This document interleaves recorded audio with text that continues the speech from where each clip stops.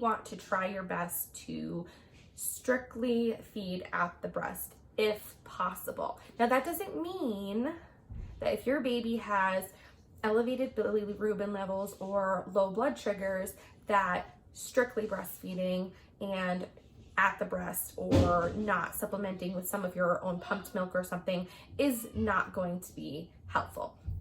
Because at that point, you have a medical intervention and your baby has a medical issue that you need to help address. So if your baby needs some extra milk and you can't express any, because colostrum is extremely hard to express, which I'll show you some hand expression. Sometimes the electric pump is not the best at expressing colostrum out. So I'll show you how to do some hand expression. Even then, it's still really difficult to express some colostrum for some women. Colostrum is very thick, very sticky, so it can be hard. And it also comes in very small quantities because at the beginning of life, their stomachs are very small and they only need a little bit.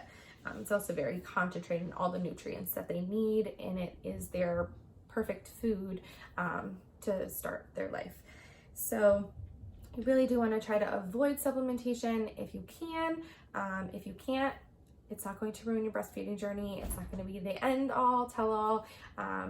So don't fret. And if you do need to supplement, there are different ways that you can go about that. There's something called finger feeding, where you place a tube on your finger and you use a syringe to help the baby suck on your finger and kind of push the milk in a little tiny bit. Most of the time, the babies just start sucking on your finger and they're able to pull the milk from the syringe by themselves, where you're not pushing and like forcing them to eat anything. There's also another way to go about it by inserting, if your baby's able to latch and actively initiate sucking and feeding, they're alert and awake and active. That's the most important thing.